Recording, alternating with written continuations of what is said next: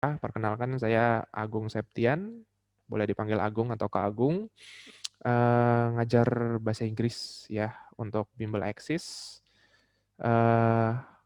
Lulusan sastra Inggris UIN ya, background-nya itu ya. Jadi sedikit perkenalan lagi saya ulang. Oke, sekarang baru kita masuk ke materinya nih mengenai part of speech tadi ya. Oke, introduction dulu nih ya. Jadi kalau materi part of speech itu sebenarnya kita mau bahas apa ya? Ya. Nah, mungkin akan saya ganti deh. Kalau ini istilah lain ya dari part of speech, mungkin teman-teman agak familiar deh ya daripada yang tadi nih. Oke, saya keluarin ini dulu. Nah, kalau grammar itu udah pernah dengar? Sering atau jarang mendengar istilah grammar dalam bahasa Inggris? Sering. Nah, ini mungkin lebih sering ya daripada tadi. Apaan tuh Kak part of speech? Saya belum pernah denger gitu ya. Nah, kalau grammar itu pasti ya atau mungkin pernah dengar ya. Jadi apa sih Kak kalau misalkan kita suruh belajar bahasa Inggris materinya materi grammar, berarti kita bahas apa Kak? Kita pastinya akan bahas mengenai structure ya, struktur ya, bahasa Indonesianya itu. Atau apapun yang dibahas dalam materi grammar itu semuanya adalah mengenai kalimat ya. Jadi bahasan bahasa Inggris materi grammar itu pasti nggak jauh-jauh bahasannya dari membahas tentang kalimat ya. Bagaimana bikin kalimat yang benar, bagaimana bikin kalimat yang sesuai struktur, bagaimana bikin kalimat yang sesuai tata bahasa ya, karena orang tentu tahu, tentu paham yang namanya grammar itu adalah tata bahasa ya. Berhubung kita belajarnya bahasa Inggris, ya kita pelajarin deh tata bahasa di bahasa Inggris itu gimana sih supaya kita bisa bikin kalimat yang benar seperti itu ya. Karena masih banyak ya yang bikin kalimat aja masih suka bingung gitu ya. Nah, jadi makanya kita bahas nih sedikit ya, review materi mengenai tadi yang namanya part of speech ya. Oke, itu masuk ke materi grammar ya. Intinya ngebahas tentang kalimat lah, nggak jauh-jauh dari situ. Nah, apa sih Kak manfaatnya kita belajar materi-materi grammar tadi Kak? Belajar struktur atau mempelajari tentang kalimat? Nah, karena kalau misalkan kita belajar bahasa Inggris, itu mungkin fokusnya dua. Yang pertama, bisa fokus ke konsep, ya tadi mengenai pemahaman grammar, struktur, kalimat itu kayak gimana. Itu buat apa sih, Kak? Itu buat dijadiin pondasi atau landasan sebelum kamu mempelajari skill-skill dalam bahasa Inggris. Ya, skillnya ada banyak lagi. Ada listening, ada speaking, ada reading, ada writing. Nah, khusus nanti yang dipakai buat UTBK yang mana, Kak? Reading. Jadi belajar untuk mempersiapkan UTBK, reading ya, eh, selain latihan soal, selain banyak ngerjain soal, banyak baca teks, ya kita juga perlu mempelajari konsep-konsep grammar supaya apa? Supaya mempercepat pemahaman kita, ya daya serap kita terhadap teks, terhadap bacaan. Intinya sih gitu ya.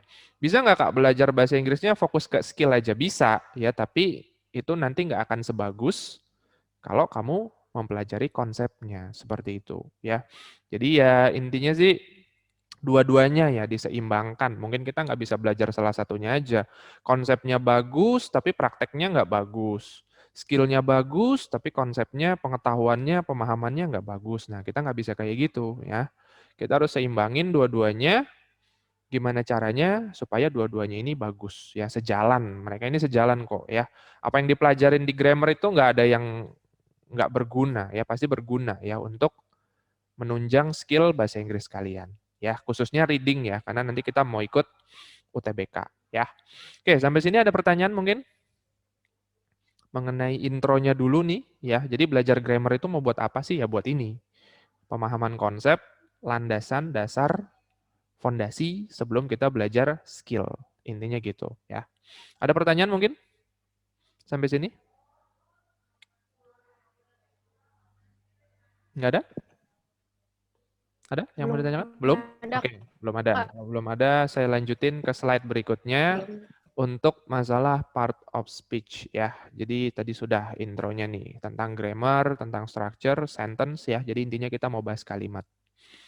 Nah, tadi ya istilah part of speech. Oke lah, kita nggak pakai istilah itu dulu sementara.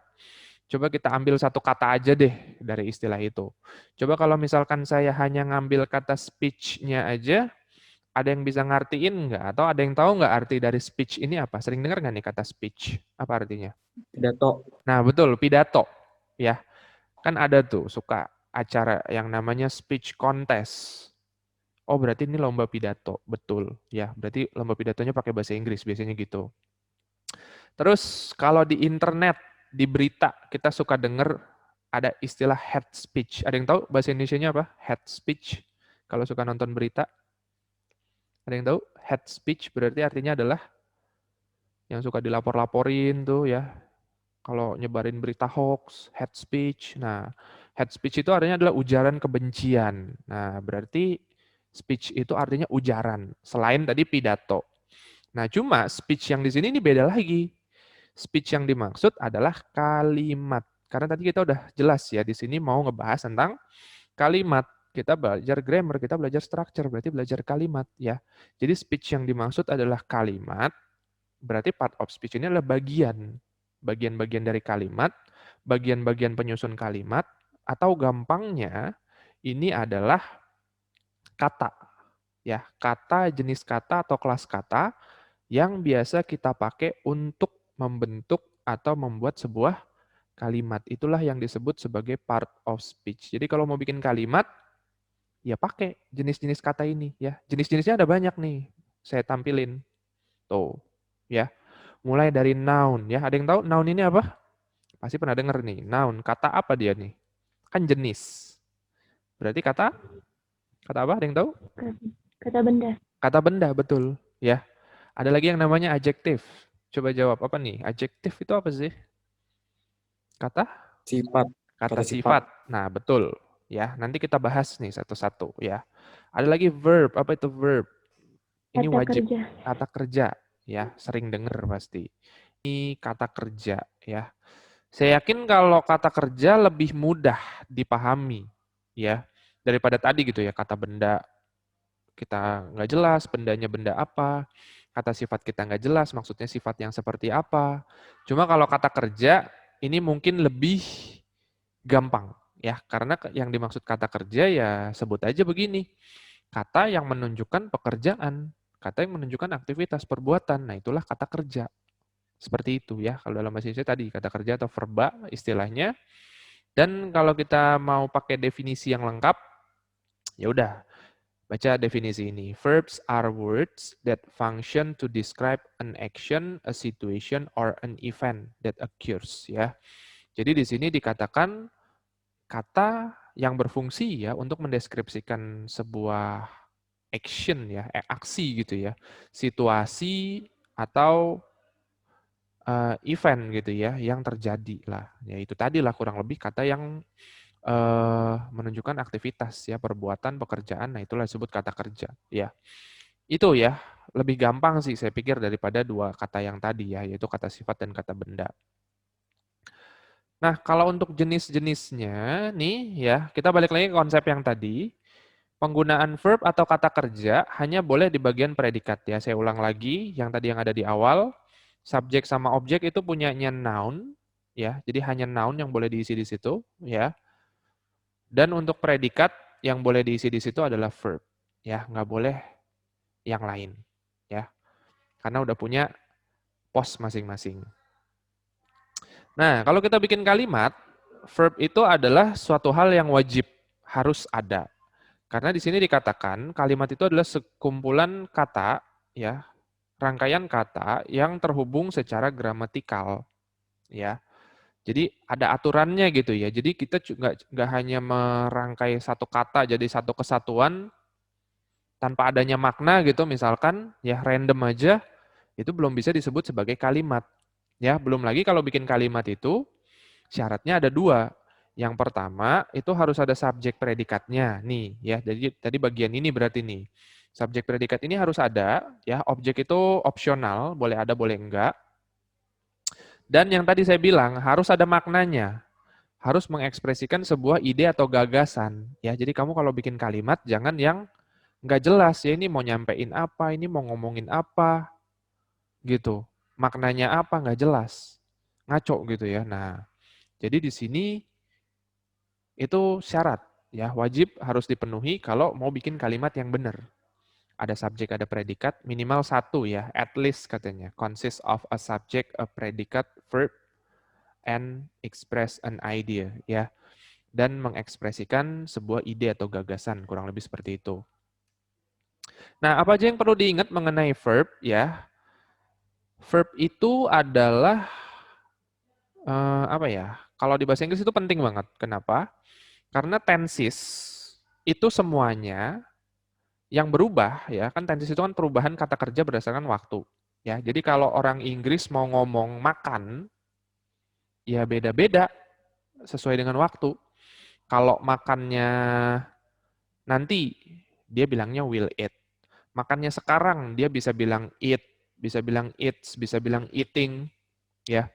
Makannya sudah, dia bisa bilang ate, has atau have eaten atau had eaten. Nah, itu berubah semuanya berdasarkan waktu. Jadi makanya kalau di bahasa Inggris verb itu paling penting, ya. Kenapa? Ya karena tenses berkaitan dengan verb, berkaitan dengan kata kerja karena tenses itu adalah perubahan kata kerja berdasarkan waktu.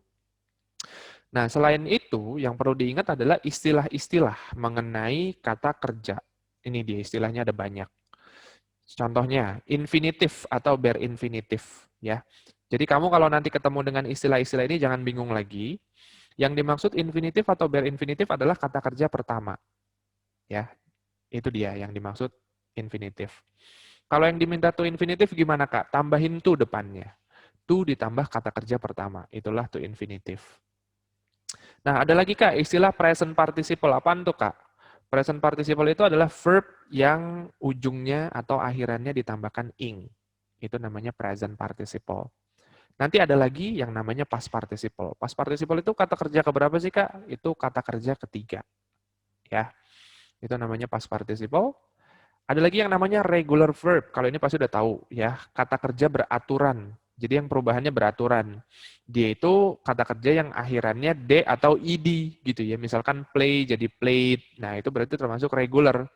Selain itu berarti gimana Kak? Ya kalau di luar yang ditambahkan d atau ed ya berarti masukin ke irregular verb ya, perubahannya tidak beraturan seperti itu. Nah, terus ada lagi yang namanya transitive verb. Apa itu, Kak? Transitive verb itu adalah kata kerja yang memerlukan objek. Jadi kalau kamu bikin kalimat dengan menggunakan transitive verb, misalkan eat tadi ya, eat itu transitive verb. Nah, itu berarti harus ada objeknya. Makan apa nih? Makan apel misalkan, makan nasi, makan roti, dan lain sebagainya. Ya, kasih objek. Karena kalau makan doang itu terlalu umum. Ya, kasih tahu makan apa. Ya, seperti itu, kasih objek. Ada juga kata kerja yang sifatnya intransitif. Berarti ini tidak harus atau tidak usah menggunakan objek. Contohnya, sleep, tidur. Ya, he sleeps gitu. Ya udah, nggak perlu ditambahin objek juga nggak masalah gitu ya. Paling yang ditambahin keterangan, he sleeps at misalkan, at his home misalkan gitu. Dia tidur di rumahnya gitu kan. Nah, silakan ditambahin kata keterangan. Tapi kalau untuk objek, sebenarnya ini tidak harus ada ya. Jadi makanya dikatakan intransitif atau tidak memerlukan objek ya. Oke, itu beberapa istilah yang perlu diketahui, yang perlu dipahami mengenai verb ya. Selain tadi dia ini sangat penting sekali peranannya dalam kita belajar memahami tentang tenses ya. Tenses itu ya sering lah saya yakin dipelajarin.